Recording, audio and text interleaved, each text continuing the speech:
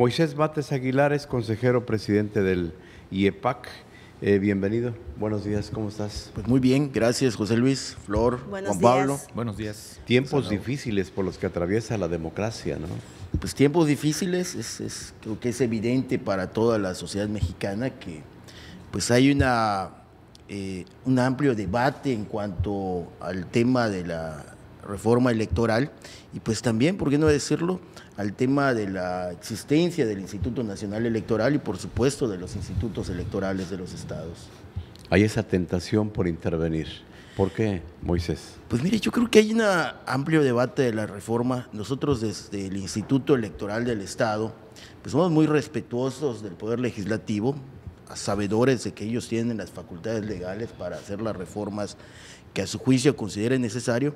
Sin embargo, sí observamos, y lo decimos con toda claridad, de que hay cierta desinformación en la sociedad mexicana en torno a las labores tanto del Instituto Nacional Electoral como de los institutos electorales estatales y, ¿por qué no decirlo?, también de los tribunales electorales de los estados, ¿no? Entonces, como por ejemplo, digamos, sobre todo, se me ocurre lo primero, lo que más se comenta del lado de quienes defienden la reforma del presidente es que gastan mucho, ¿no? Que esta es la democracia más cara de todo el mundo. En ese sentido, el presupuesto que tienen los institutos, ¿para qué tanto se usa? Que gastan mucho y también decía que los sueldos son elevados de los funcionarios que integran los órganos, ¿no?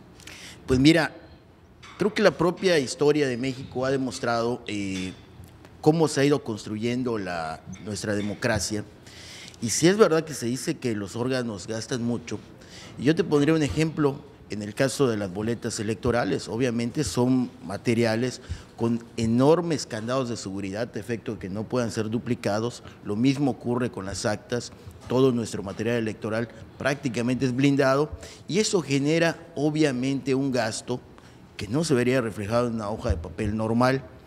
Y sin embargo, estos gastos, van basados precisamente en las desconfianzas que los propios actores políticos y los partidos han generado. Es evidente que el Instituto Nacional Electoral y los institutos electorales como el IEPAC pues se han especializado y han generado una serie de reglas y blindajes que evidentemente tienen un costo económico, pero determinado en base a las circunstancias políticas. El tema del presupuesto, las acciones que ha llevado a cabo, en particular el Instituto Electoral y de Participación Ciudadana de Yucatán, el IEPAC, pero en general los institutos electorales sí han estado cargados de trabajo en los últimos, ¿qué será?, 20, 30 años prácticamente de que existen, ¿no? No sé si pudiera comentarnos un poquito pues toda la labor que realiza el instituto en materia electoral, incluso cuando no hay elecciones. Claro, y mira, te digo, todos los institutos electorales de los 32 estados del país trabajamos bajo 3 ejes temáticos básicamente. Uno, el que todos conocemos, el de organizar elecciones para gobernador, para diputados, para regidores, y en ese tema, te puedo decir, desde el 2014 que se dio la última reforma electoral, es como se dice que no tienen gran significancia, los institutos electorales de todo el país han elegido a 55,336 cargos de elección popular, entre ellos las diputaciones, las regidurías, las gubernaturas. Son 55 gubernaturas que han sido organizadas bajo los institutos electorales de los estados, pero básicamente cuando se dice solo organizan elecciones, pues no, también en todos los estados existen procedimientos de participación ciudadana directa, como son el plebiscito, el referéndum, la iniciativa popular, y ese es otro de los mecanismos que trabajamos.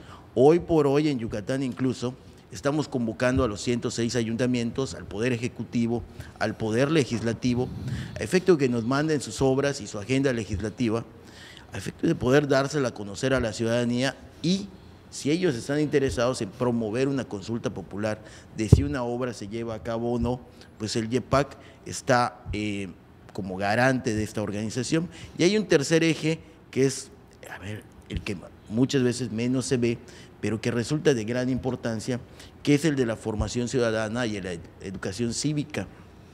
Ya en ello tenemos programas en el IEPAC para niños de nivel primaria, como son la demostración de los valores de la democracia, para jóvenes, adolescentes y universitarios, como son las elecciones estudiantiles, y por supuesto para adultos inclusive, tenemos una serie de mesas, paneles, el propio Juan Pablo nos ha acompañado en varias ocasiones y tenemos una maestría en Derecho Electoral impartida desde el Instituto Electoral. En ese sentido, ahí se van demostrando todas nuestras acciones. Cuando se habla del tema presupuestal, yo lo digo sinceramente, a veces nos queda corto el presupuesto que se nos asigna, porque hay que reconocer que dentro de nuestro presupuesto, la mitad prácticamente está destinado al financiamiento de los partidos políticos, que no lo podemos determinar nosotros, lo determina la propia Constitución. Es decir, del dinero que les asignan en el presupuesto, la mitad se va para los partidos. Pues prácticamente la mitad es para el fortalecimiento del sistema de partidos políticos y bueno, pues eso está establecido por el legislador. Moisés, ¿y qué acciones van a emprender en la defensa de la democracia? Pues mira, básicamente nosotros estamos en una posición de información a la ciudadanía, de que se den cuenta de que las autoridades electorales funcionan y funcionan bien, a mi juicio, no porque yo sea el representante del órgano electoral estatal, porque eso se ha venido construyendo desde hace 20 años. Hace unos días platicábamos en el Instituto Electoral.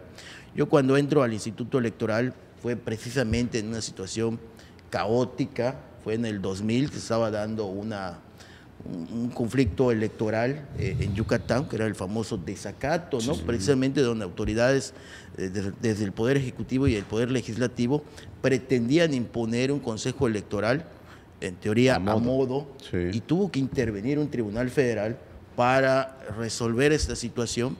Y bueno, parece que la historia a veces se nos olvida y tiende a repetirse, ¿no? Entonces hay que tomar las decisiones. A mí me parece que los procesos electorales y las legislaciones electorales son perfectibles, por supuesto, pero creo que deben de darse dentro de un marco de pleno consenso y de plena información sobre los que van a tomar estas decisiones. Pues atentos a este tema y lo que venga el día de mañana en el caso del INE y los organismos estatales. Moisés Bates Aguilar, bienvenido. Muchas gracias.